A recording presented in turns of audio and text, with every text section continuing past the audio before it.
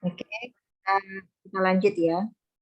Kalau takwil, tadi ya, kalau yang tafsir itu memang menjelaskan sesuai dengan ayat ya, teks ayat. Kemudian kalau takwil ya, itu lebih apa? Lebih ke arah mengalihkan makna teks lafal kepada salah satu konteks lafal. Berarti bisa di luar dari teks. Misalnya konteksnya kondisi saat itu apa, itu bisa ditakwilkan kepada hasil pemikiran itu. Hasil pemikiran dari penafsir itu sendiri ya. Ini biasanya banyak dilakukan oleh para penafsir dari Syiah. Mereka itu banyak menakwilkan, kayak misalnya contohnya seperti ini ya. Ada surat yang menunjukkan arti a'immah gitu. Imam. Nah, itu dimaknai imam di situ dimaknai ditakwilkan dengan Imam Ali bin Abi Thalib ya. Karena apa? Karena memang beliau itu sangat pendukungnya Ali. Nah, itu namanya pentakwilan. Ada lagi ya,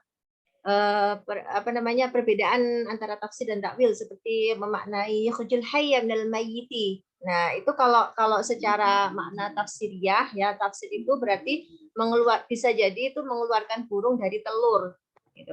Tapi kalau takwil itu berarti bisa dimaknai keluar dari teksnya itu ya, mengeluarkan seorang mukmin dari orang kafir, atau bisa juga penafsirnya itu memaknai mengeluarkan orang pintar dari orang bodoh, yang itu kan artinya makna aslinya kan mengeluarkan yang hidup dari yang mati kan, seperti itu ya. Akan tetapi bagi yang penakwil, takwil itu dia keluar dari konteks teksnya itu, jadi bisa mengeluarkan orang mukmin dari orang golongan orang kafir. Nah, seperti itu namanya takwil. Jadi sudah paham ya? Ada yang ditanyakan tentang perbedaan takwil dan tafsir? Silakan. Nggak ada ya? Langsung saja ya, mungkin sudah paham ini dasar-dasarnya. Selanjutnya tentang pengertian tarjamah. Mbak Atailah. Mas Atailah. Silakan Mas Atailah. Assalamualaikum warahmatullahi wabarakatuh. Waalaikumsalam.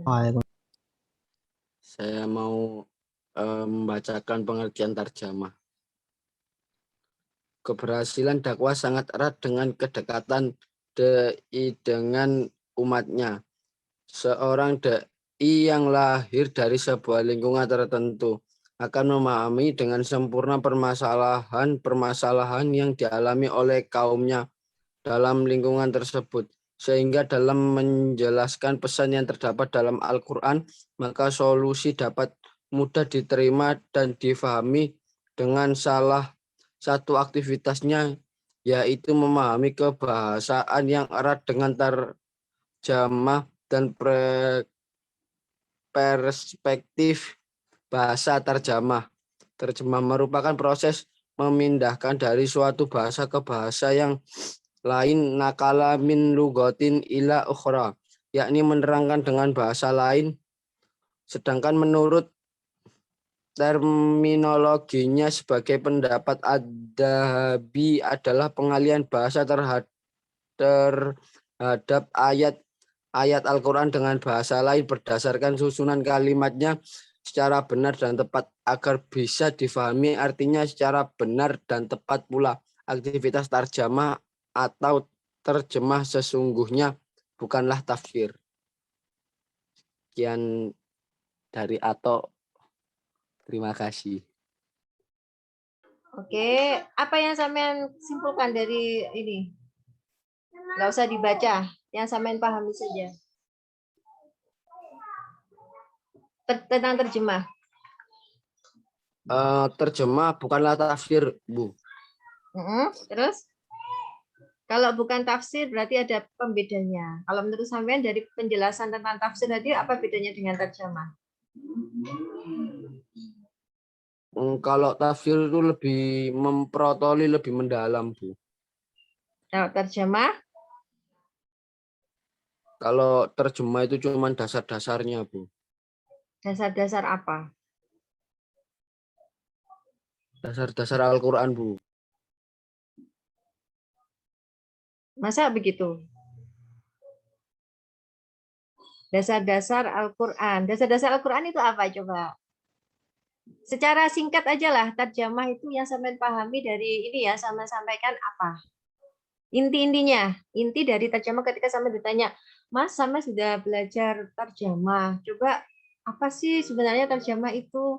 Kalau misalnya ada yang tanya begitu, sampean jawab bagaimana? Terjemah merupakan proses memindahkan dari suatu bahasa ke bahasa yang lain, Bu. Maksudnya Nah, itu terus? maksudnya itu memudahkan memudahkan Heeh. para pembacanya, Bu, untuk Ya. memahami. Ya, berarti nanti kalau sama ditanya ya, apa pengertian terjemah? Berarti bisa dijawab secara singkat, memindahkan dari satu bahasa ke bahasa yang lain. Bahasa Al-Quran kan bahasa Arab, ya. Itu nanti dipindahkan ke bahasa Indonesia, berarti itu namanya menerjemahkan atau diterjemahkan dalam bahasa Inggris. Kan bahasa Al-Quran kan bahasa Arab, ya kan? Kemudian dipindahkan ke bahasa yang lain atau bisa bahasa Indonesia, bisa diterjemahkan dalam bahasa Inggris, ya kan seperti itu. Ya, Mas. Mas Atailah. Nggih, Halo. Bu. Nah, terus kenapa kok terjemah itu bukan tafsir? Karena memang beda seperti yang diungkapkan Mbak Anggun tadi bahwa proses menafsirkan ayat Al-Quran itu tidak hanya membaca, tidak hanya melihat terjemah, tetapi juga menganalisis dari bahasanya, dari konteks, dari teksnya, kemudian dari sisi fikihnya dikaitkan dengan asbabun nuzulnya. Jadi tafsir itu banyak hal-hal yang perlu kita pahami dari seorang mufassir itu seperti ilmu Al-Quran itu harus paham dulu, ilmu bahasa Arab itu harus paham dulu, ilmu fikih itu harus paham dulu, dan ilmu-ilmu yang lain yang dibutuhkan untuk menafsirkan ayat-ayat Al-Quran. Nah, kalau terjemah ini juga seperti itu sih, cuma bedanya hanya memindahkan bahasa saja tanpa menganalisis ya. Gitu ya. Terus ini Mbak Siti Nafizah. Silakan Mbak Siti dijelaskan. Baik, Assalamualaikum warahmatullahi wabarakatuh. Waalaikumsalam. Menurut Ad-Dahabi'i dan juga Qattan ada dua jenis terjemah dalam ilmu ulumul Quran. Pertama ada terjemahan harfiah, yaitu mengalihkan lafaz-lafaz dari satu bahasa ke dalam lafaz yang sehingga susunan dan tertib bahasa kedua sesuai dengan susunan tertib bahasa yang pertama. Dan selanjutnya ada terjemah tafsiriyah atau ma'nawiyah, yaitu menjelaskan makna pembicaraan dengan bahasa lain tanpa terikat dengan tertib kata-kata bahasa asal atau memperhatikan susunan kalimatnya. Apa yang saya dapat simpulkan dari harfiah? Coba dipahamkan ke teman-teman biar lebih paham tentang harfiah dan tafsiriyah dengan bahasa Yaitu sendiri. maksudnya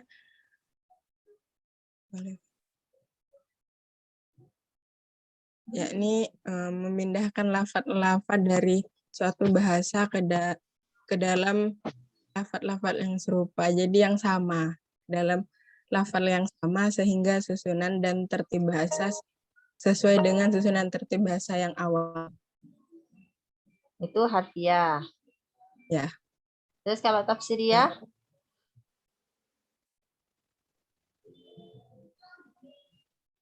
Menjelaskan makna dari terjemah tafsiriyah tersebut dengan bahasa lain tanpa terikat dengan kata-kata atau bahasa awalnya.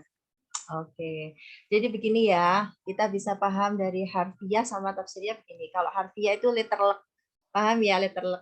Letterlek itu ya sesuai dengan kawaidnya bahasa Arab, gitu. Kalau cara menerjemahkan gitu, kalau dia objek berarti dia diposisikan sebagai objek.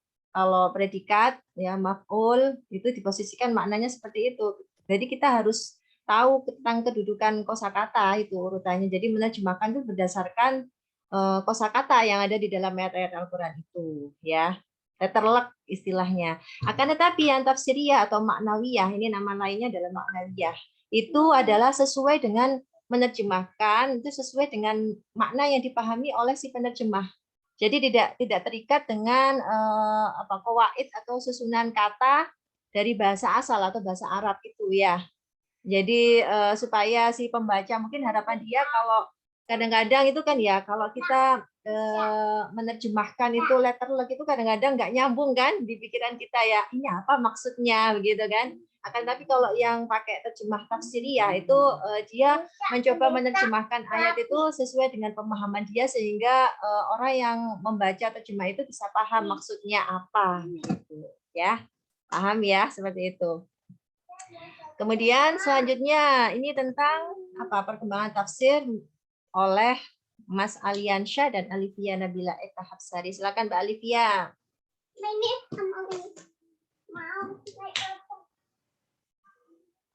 Ya, terima Alivia. kasih Bu. Ya, Iya Bu. Apakah suara saya sudah terdengar?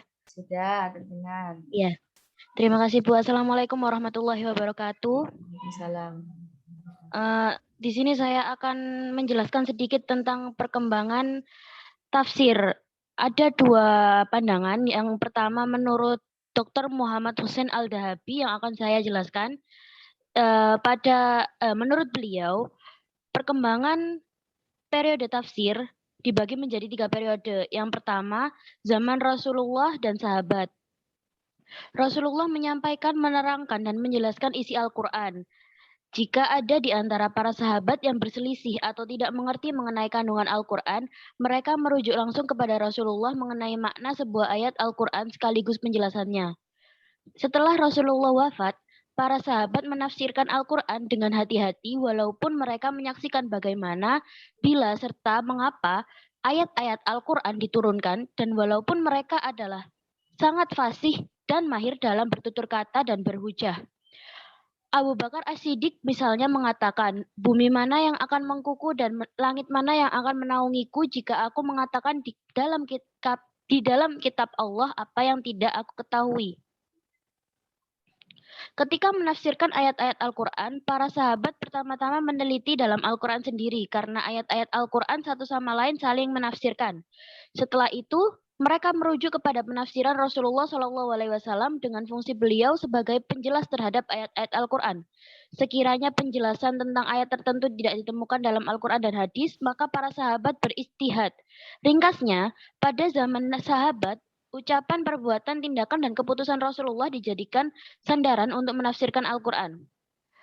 Dr. Muhammad Hussein Al-Dahabi kemudian menyebutkan keistimewaan tafsir pada zaman ini, yaitu yang pertama, Al-Quran tidak ditafsirkan secara keseluruhan tetapi hanya sebagian saja. Yang kedua, sedikitnya perbedaan pendapat di antara para sahabat dalam memahami makna-makna Al-Quran. Yang ketiga, para sahabat merasa cukup puas dengan makna yang global. Yang keempat, mencukupkan dengan penjelasan bertumpu kepada makna kebahasaan. Yang kelima, amat sedikit istinbat terhadap hukum-hukum fikih dan sama sekali tidak ada tafsir madhabi atau aliran tertentu. Yang keenam, belum ada proses pembukuan tafsir. Lalu yang terakhir, menjadikan tafsir sebagai bagian daripada hadis. Lalu periode kedua yaitu pada masa tabi'in. Setelah generasi sahabat, para tabi'in menafsirkan Al-Quran dengan Al-Quran, hadis Nabi, dan pendapat para sahabat. Selain itu, baru mereka mengembangkan penafsiran sendiri berdasarkan ijtihad. Karakteristik yang paling penting pada tafsir era ini adalah yang pertama, mulai disusupi kisah-kisah Israiliyat. Yang kedua, masih dalam bentuk ilmu yang diajarkan langsung ataupun periwayatan seperti corak yang ada pada zaman sahabat, walaupun pada zaman ini lebih pada periwayatan individu-individu di mana setiap kota memiliki sumber ataupun imam masing-masing. Lalu yang ketiga, tampak mulai muncul bibit-bibit perbedaan mazhab. Yang keempat, mulai dikenal perbedaan-perbedaan tafsir yang sebelumnya tidak dikenal pada periode sahabat. Lalu periode ketiga, tafsir memasuki zaman kodifikasi. Periode ini dimulai di akhir pemerintahan Bani Umayyah dan pada awal masa pemerintahan Abbasiyah. Demikianlah tafsir berkembang dan kitab-kitab yang dikarang mulai menampakkan aliran-aliran yang berbeda-beda. Istilah-istilah ilmiah mulai terbakukan di dalam ungkapan-ungkapan Al-Quran hingga akhirnya tampaklah warna filsafat dan sains dalam hasanah tafsir, begitu pula gaya sufi dan berbagai aliran dan sekte yang mulai tampak jelas. itu adalah perkembangan tafsir menurut Dr. Muhammad Hussein Al-Dahabi. Lalu selanjutnya adalah menurut Dr. Muhammad Safat Al-Syarqawi yang seharusnya dijelaskan oleh Mas Aliansa, tetapi akan saya wakilkan di sini. Yang periode pertama adalah tafsir aplikatif. Pada periode ini, zaman Rasulullah SAW dan para sahabat sehingga zaman tabi'in. Mohon maaf saya kurang paham tentang ini. Tafsir periode ini bercirikan kepada pengalaman dan aplikasi dalam kehidupan karena pemahaman penafsiran mereka terhadap Al-Quran terhasil dari penjelasan dan pemaparan melalui amalan. Lalu periode kedua, tafsir teoritis. Jika pada periode sebelumnya perhatian terhadap lafaz dan kosakata dalam Al-Quran, jadi pada periode ini penafsiran makna utuh atas susunan kalimat setiap ayat Al-Quran adalah salah satu karakteristik utama dari periode ini. Juga dengan menafsirkan ayat-ayat Al-Quran dengan melihat konteks secara keseluruhan dan memperhatikan keseluruhan antara ayat. Periode ini dibagi menjadi 3 abad pertama berikutnya. Periode ini juga disebut sebagai periode pertumbuhan dan perkembangan tafsir. Lalu periode ketiga yaitu periode kewujudan tafsir. Periode ini dimulai pada abad ke-7 Hijriah hingga zaman kebangkitan modern. Mayoritas yang ditulis pada zaman Mongol dan Utsmani tidak lebih berupa penjelasan atau komentar atau ringkasan karya tafsir pendahulu mereka, sehingga periode ini disebut sebagai zaman sarahah atau catatan pinggir. Lalu yang periode keempat, yaitu periode tafsir zaman modern. Periode ini memiliki karakteristik yang sangat berbeda dengan periode-periode tafsir sebelumnya. Karakter dan ciri utama ke periode ini adalah perhatiannya yang besar terhadap permasalahan manusia modern dan penyelesaiannya. Ketika mencoba menghubungkan berbagai masalah dalam Al-Quran dengan arus pemikiran semasa, mufasir terdahulu kebanyakan hanya menggunakan pendekatan teori dan pemikiran, sehingga yang muncul kemudian adalah terhadap pertentangan pemikiran. Sekian penjelasan saya mengenai perkembangan tafsir. Menurut kedua ahli, selebihnya saya kembalikan kepada Ibu Wildah. Terima kasih. Wassalamualaikum warahmatullahi wabarakatuh. Waalaikumsalam warahmatullahi wabarakatuh. Coba Mbak Alivia simpulkan dengan satu kalimat saja tentang kalau saya lebih cenderung ke ini saja yang memudahkan kita perkembangan tafsir menurut Dr. Muhammad Hussein Al-Dahabi. Coba pilih satu ciri khas dari periode pertama, kedua, dan ketiga menurut sampean. Mulai dari zaman Nabi bagaimana, zaman sahabat bagaimana, berikan inti-intinya satu kalimat saja.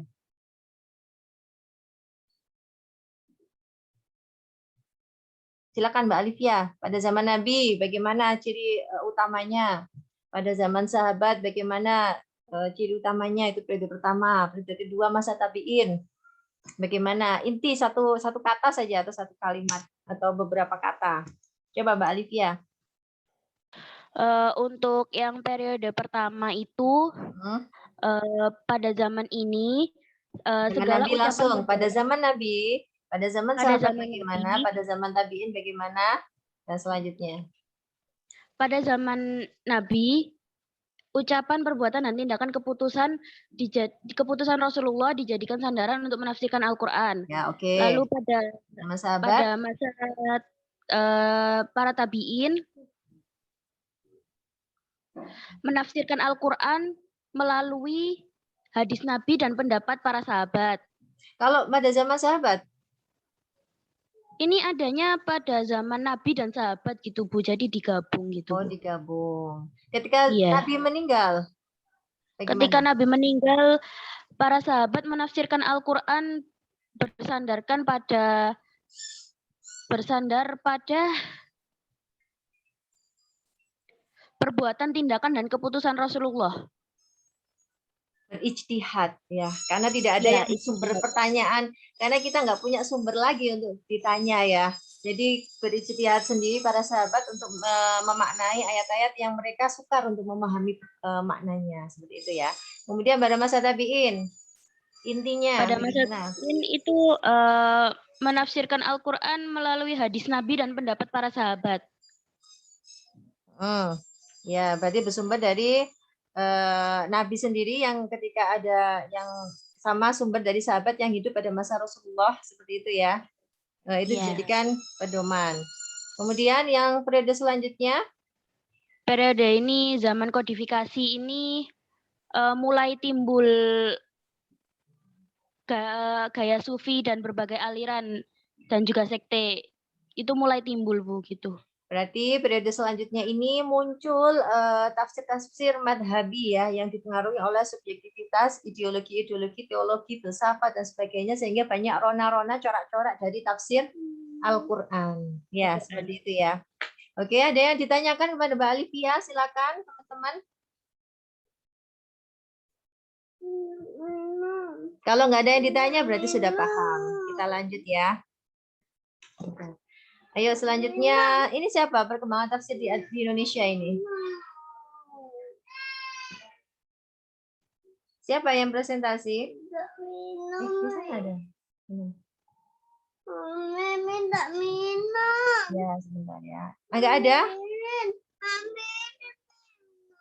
Sebentar Kalau ya. tidak salah Ahmad Nurhuda, Bu. Ahmad, nggak ada ya di sini ya? Langsung saja pada Mbak Arinda, silakan Mbak Arinda. Silakan Mbak Arinda. Bentar ya. Mbak Arinda. Baik, Ibu. Assalamualaikum warahmatullahi wabarakatuh.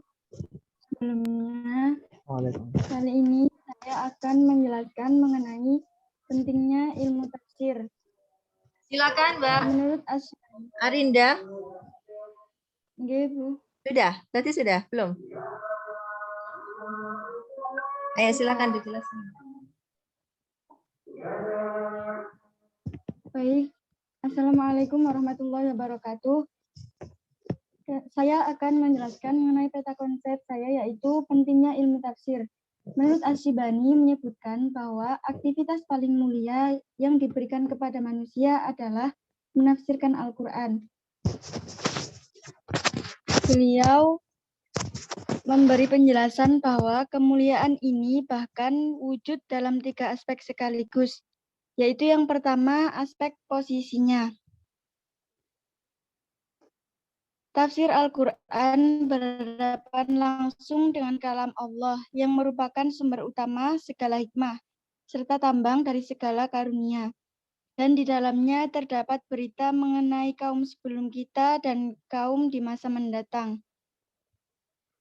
Yang kedua yakni aspek tujuan.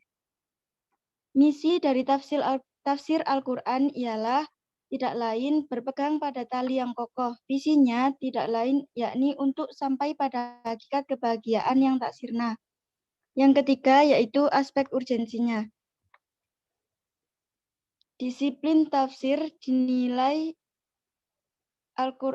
disiplin tafsir Al-Quran ini merupakan nilai yang paling mulia karena kesempurnaan agama dan dunia membutuhkan ilmu syariah dan pengetahuan keagamaan. Sementara keduanya bergantung pada disiplin ilmu tafsir Al-Quran. Oke, kesimpulannya bagaimana Mbak? Intinya kenapa sih ilmu tafsir itu penting? Ilmu tafsir itu penting untuk dipelajari karena agar saat membaca Al-Quran kita dapat lebih mentadaburi isi kandungan setiap ayatnya.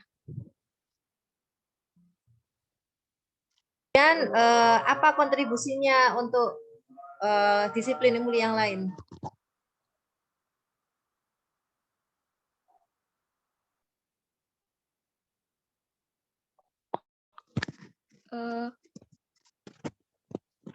Untuk kontribusi disiplin ilmu yang lain juga sangat penting, tapi ilmu tafsir Al-Quran ini merupakan ilmu yang tidak bisa dipisahkan dengan syariat Islam, yaitu Al-Quran. Jadi, ilmu tafsir ini menduduki tingkatan teratas di antara ilmu-ilmu yang lain, karena memahami makna-makna Al-Quran. Oke, benar sekali ya. Jadi ilmu tafsir ini kalau nggak ada ilmu tafsir kita nggak akan mungkin paham hukum-hukum agama ya, hukum-hukum keagamaan, hukum Islam itu. Karena semua berdasarkan dari pemahaman ayat-ayat Al-Quran. Sehingga dengan pegangan ilmu tafsir ini sangat bermanfaat untuk memahami makna ayat-ayat Al-Quran. Mulai dari yang mudah dimaknai hingga kosakata yang sulit sekali maknanya, kita tahu maknanya karena tidak hanya dipahami secara tekstual tapi juga kontekstualnya. Oke, sebelumnya tadi Mas Ahmad Nurhuda Mas sudah join apa belum ya? Untuk mempresentasikan perkembangan tafsir Al-Qur'an di Indonesia. Halo. Mas Ahmad Nurhuda? Nggak hadir ya? Mas Athaillah bagaimana? Mas Nurhuda hadir atau tidak? Nggak ada ya? Masih kulo cek, Bu. Oke. Nanti kita lanjut di belakang aja ya. Kita teruskan di Mbak Hania. Mbak Hania silakan perhatian muslim terhadap ilmu tafsir. Apa suara saya sudah terdengar? Nah, kenapa? Apakah suara saya sudah terdengar? Sudah. Silakan, Mbak. Mau mulai. Jadi perhatian muslim terhadap ilmu tafsir. Perhatian tersebut dimulai berdasarkan surat-surat berikut, yaitu kepada surat Hud ayat 1 yang artinya inilah suatu kitab yang ayatnya disusun dengan rapi serta dijelaskan secara terperinci yang didulukan dari sisi Allah yang maha bijaksana lagi maha mengetahui. Selanjutnya yaitu dalam Quran surah An-Nahl ayat 1, dan kami turunkan Ad-Dzikr atau Al-Quran kepadamu agar engkau menerangkan kepada manusia apa yang telah diturunkan kepada mereka dan agar mereka memikirkan. Selanjutnya yaitu anjuran untuk mempelajari dan memaknai Al-Quran, yaitu ada di dalam Quran surat Shad ayat 29 yang artinya kitab Al-Quran yang kami turunkan kepadamu penuh berkah agar mereka menghayati ayat-ayat dan agar orang-orang yang berakal sehat mendapatkan pelajaran. Selanjutnya Allah mencela siapa saja yang tidak mau menerima pelajaran Al-Quran. Dalam Quran surat Muhammad ayat 24 menjelaskan, maka tidaklah mereka menghayati Al-Quran ataukah hati mereka sudah terkunci. Selanjutnya, perhatian ilmu tafsir ada sejak Al-Quran diturunkan kepada Nabi Muhammad SAW dan pada masa sahabat Nabi hingga masa sekarang. Pada masa sahabat Nabi, sesuai hadis disebutkan, diriwayatkan oleh Ibnu Jarir At-Tabari dari Abi Mas'ud radhiyallahu anhu berkata, apabila ada seseorang di antara kami mempelajari 10 ayat Al-Quran, maka Rasulullah tidak memperbolehkan untuk melampauinya hingga betul-betul paham makna ayat tersebut dan mengamalkannya. Jadi pada zaman Nabi dan sahabat,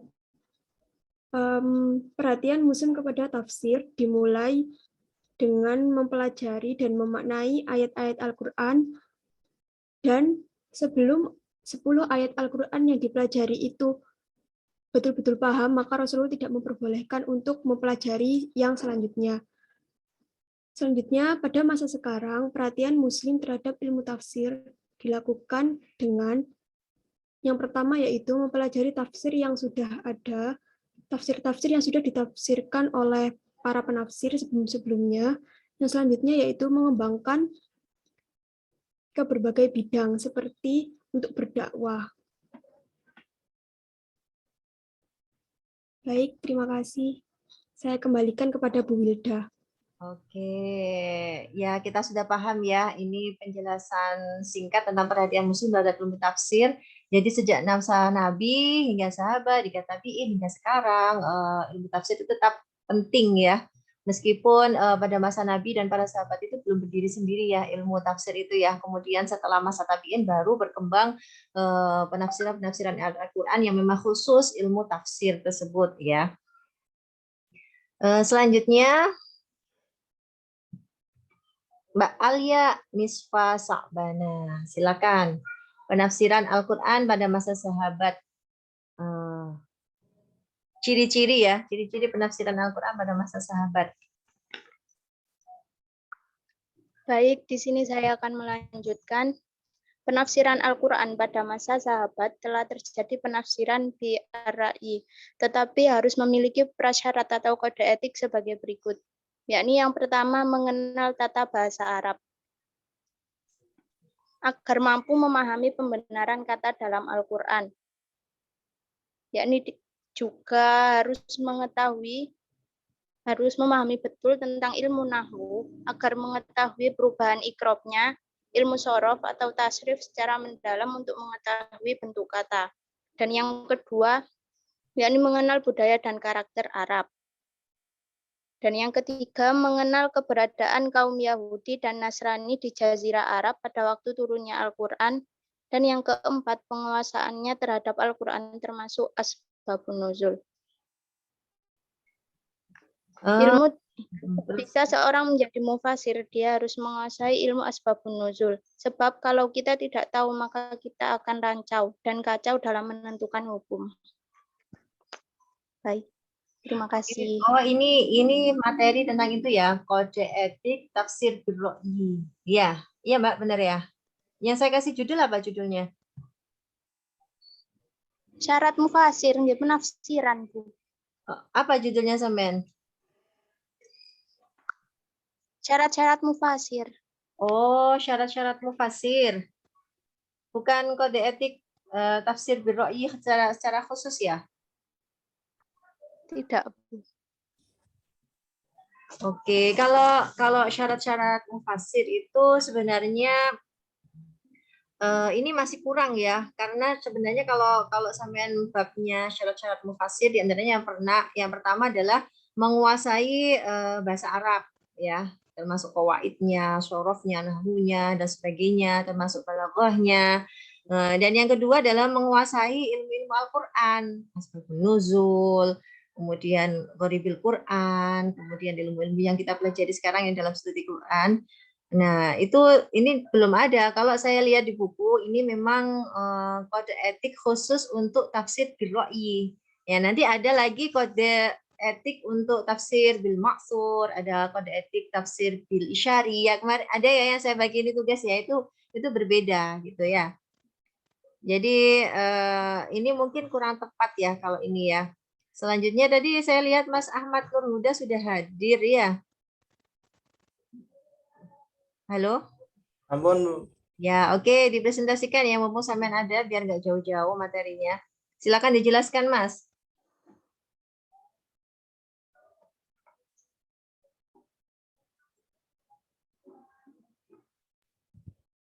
Kecilan, Bu. Nggak kelihatan, Bu.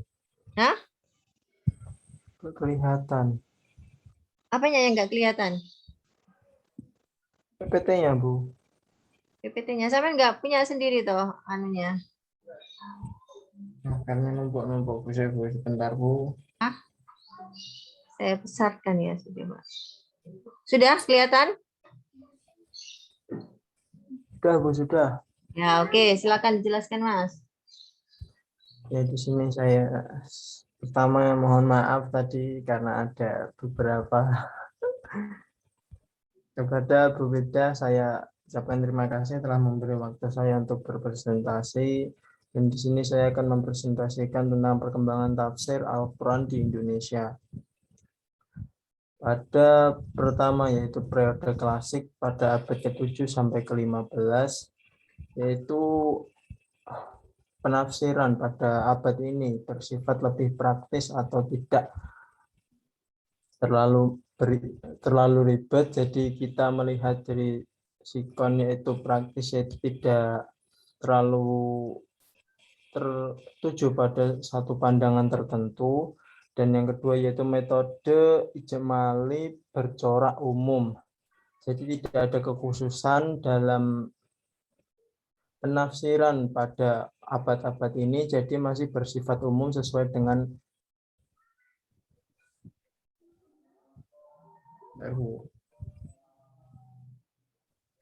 dengan kondisi masyarakat Indonesia pada abad 7 sampai 15 Masehi tersebut. Yang kedua yaitu periode tengah kisaran abad 16 sampai 18 Masehi. Pada abad ini periode penafsiran Al-Quran di Indonesia menggunakan metode linguistik, fikih, teologis, dan bersifat filsafah. Wow. Bentar, Bu.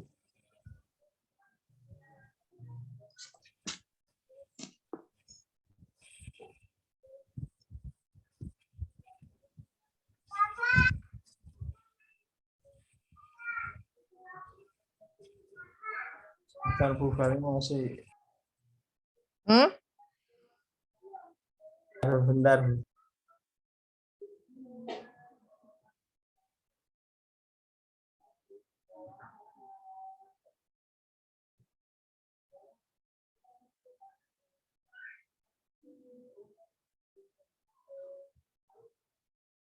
Nunggu apa, Mas? Tadi rangkuman, Bu. Sebenarnya sudah saya rangkum, terus saya lupa kasih mana. Ya, sepahamnya Mas Huda kan sudah dibaca sih, sudah dikaji, sudah dibikin peta konsep yang sesuai pemahaman Mas Nur Huda saja sih.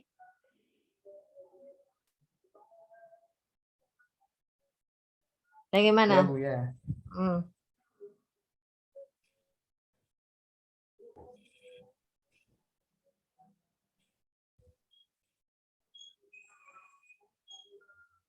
Jadi peta konsep. Oke. Sudah? Gimana, Bu? Sudah bisa menjelaskan? Sudah, Bu. Ayo lanjut. Pada masa ini abad ke-16 sampai ke 18 ini kajian tafsir di Indonesia sebetulnya mengalami kemajuan yang sangat pesat, hanya saja sesuai kondisi sosio-historis bangsa Indonesia, maka metode penafsiran tidak terlepas dari metode terjemah dalam rangka memudahkan dan memudahkan dengan pemahamannya pada umat Islam di Indonesia dengan kecenderungan penafsiran yang lebih mengarah pada metode penafsiran